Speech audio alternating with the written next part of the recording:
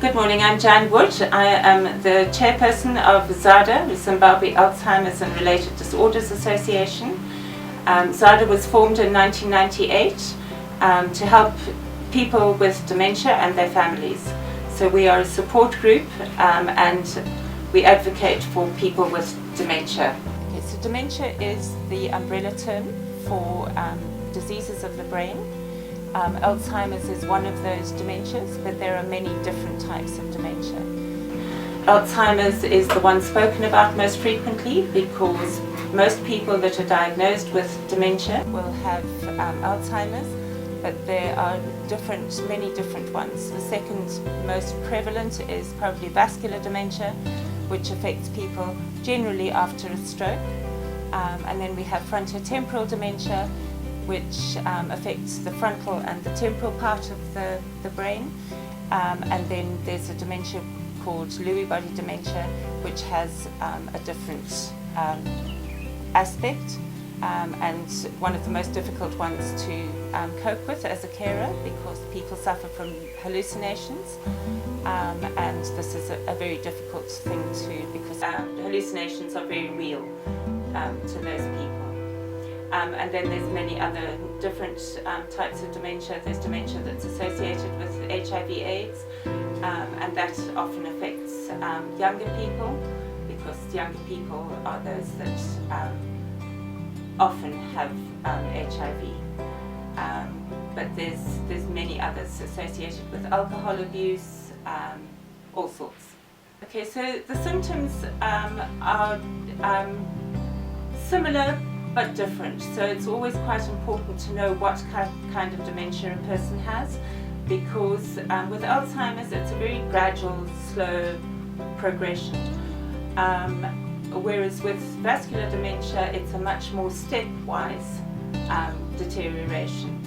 People with Lewy body dementia often have Parkinsonian-like symptoms. Well, your greatest risk, of course, is age. People over the age of 65 have a greater chance of getting dementia, but not to say that everybody over the age of 65 is going to get dementia, because it's not a normal part of aging, and that's really important to remember. Not everybody is going to get dementia, but the number of people getting dementia or being diagnosed or being recognized as dementia worldwide is increasing at an alarming rate, which is causing a huge problem for social services and families and huge financial cost. Certainly trauma can probably exacerbate it. We feel that the dementia would probably have been there, but if somebody suffers a trauma, like a loss in a family or losing all their money, that sort of thing, it can perhaps increase the risk of it starting earlier, but not necessarily. We don't really know what causes dementia. I feel that there are many things that cause dementia. I think that stress, poor diet, poor exercise, a lack of stimulation, all of these things I think could probably be a contributory cause, but they can't really put their finger on it. So the greatest risk, of course, is age, but not to say that it's only age, because there are people that are diagnosed with early onset dementia, so they're under the age of 65, often people in their 50s, sometimes even in their 40s, but this is often a familial dementia, which means that a family member has perhaps had it, so they've maybe inherited a gene that causes that. ZARDA does is we kind of are an information hub. So we have we send out information to people that contact us that are wanting more information about dementia and how they cope. One of our initiatives is to hold carer support group meetings. This is generally for primary carers, so a husband or a wife that has a family member that has dementia. And we hold those once a month here in our area. But we have another one every second month in the Waterfalls area, Bulawayo has now got a support group going, and they hold a meeting once a month. We are hoping that we will be able to set up support groups for carers in the Highfields and Kambazuma in the not too distant future. And then obviously our aim is to move around the country and to go to Matari and to Gweru if we can start getting support groups going there. Of course, financial constraints preclude a lot of these things, but we hope that we will be able to do that in the not too distant future. We also run a lot of training sessions for carers. These are often domestic carers that have been employed by a family, and suddenly they find that their employer perhaps is showing signs of dementia and the behavioural differences and the problems that they encounter. So we do training courses for those people, also a lot of nurse aides. So we do training at nurse agencies and to the general public.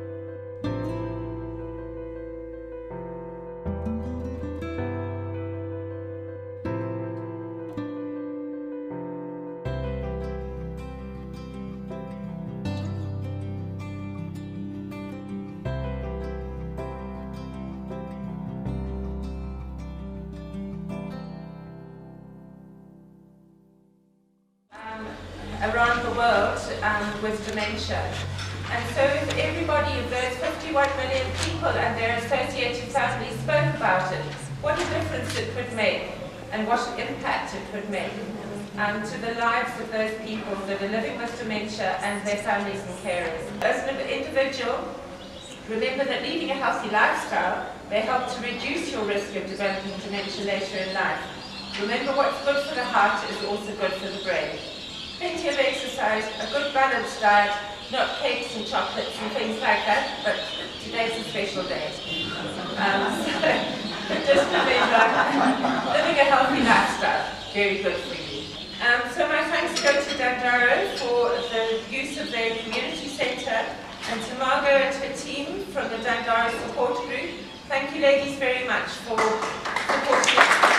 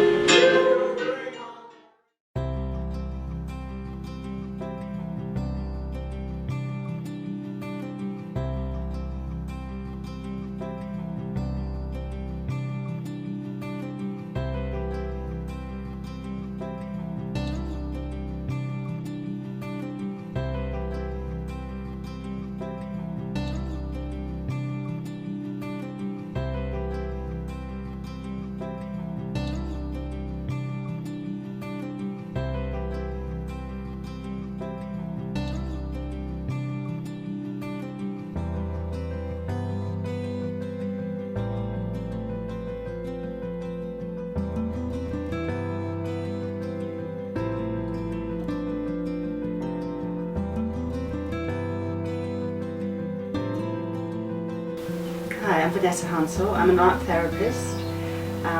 I'm currently, I became involved with ZARDA, the ZARDA Art Therapy Program. I've been there, I think, about 3 years. It started out quite small, and it was a small group of people coming along and just painting every week on kind of little A4 sheets of paper. And it's grown and developed a lot throughout the time that I've been there. So this over here is the poster that was developed at the National Gallery at the end of last year. We had an exhibition of their work that they'd spent about 6 months producing. And some of the paintings you can see here were produced by the group at Nazareth House. With special needs children, that ranges from special needs as in autism and Asperger's syndrome, to special needs as in learning differences, dyslexia, ADHD, ADD. I work with gifted children as well. And I work with a huge range of people suffering or fighting, I would say, fighting anxiety and depression, integration problems with the expat community, adolescents who are going through some kind of trauma in their lives, people who have suffered PTSD, which is a huge area because so many people have suffered trauma in their life in some way or another, and it manifests in many different ways. People just going through issues in their lives, marital problems. One group we've identified recently, which is quite exciting, is working with groups of women suffering postnatal depression.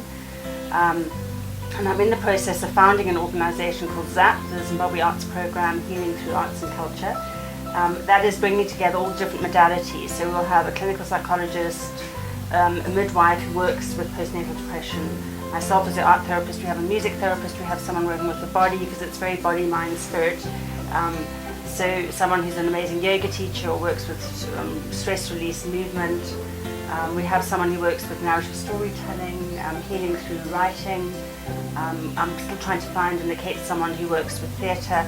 So we're hoping to create a kind of a think tank of bringing all these different modalities together. So partly to identify different sectors in the society where healing can happen.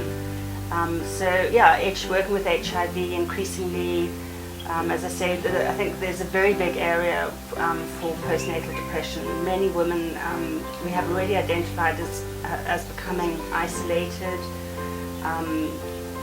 despairing, feeling that they're the only person struggling with a particular issue. There's also a lot of what we're doing is raising awareness. Both obviously for Alzheimer's and for all these different areas of work, but particularly with postnatal depression, raising awareness of the subject, advocating, advocacy, educating. One area we're working on as well at the moment is running differentiated teaching programs with Arupi University. That's through another committee I'm on, which is called the GTLD, or Gifted Talented Learning Differences Committee. And that is, we are helping train teachers in how to teach children with learning differences, so children who have dyslexia in the classroom. There's also massive need for education in that area.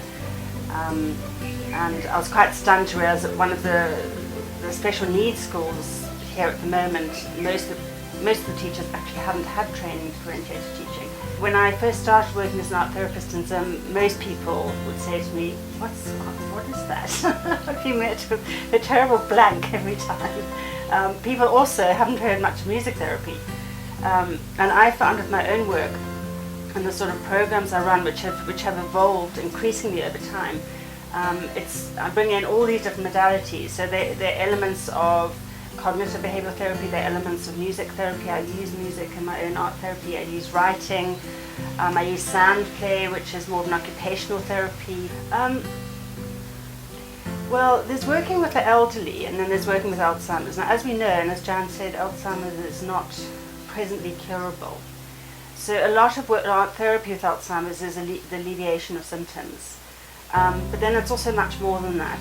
You have that sense of community, which once again, as Jan mentioned, that sense of isolation, particularly in the onset of the disease, when people don't quite realize what's happening to them. They're possibly and very probably in denial. It's a wonderful form of community and bringing the community together. And one of the symptoms that Jan also mentioned was the fact that people can result in a kind of social confusion when they're in a social group. But the beauty of art therapy is you're actually completely mindfully focused on a particular and very pleasurable task within a community group setting, and that's hugely beneficial. It can have a massive impact on people's immune systems. I mean, the benefits are huge and very wide-reaching. So all of these things which relate generally to the elderly will obviously relate to those fighting Alzheimer's. The sensory part of your brain neurologically remains intact for much longer than the more rational aspects of our brain. So when you are struggling with words, and I read a beautiful book a while ago called When Words Have Lost Their Meaning. When words become jumbled, there's confusion and understanding, you often find the wrong word for the wrong thing. And when you're struggling to verbally communicate, art is one of the most beautiful and wonderful forms of communication. You do tend to see, also as Jan mentioned, because the spatial part of our brain deteriorates through the neurological decay caused by Alzheimer's as a result of people struggle with painting in the lines and tend to paint outside the lines, etc.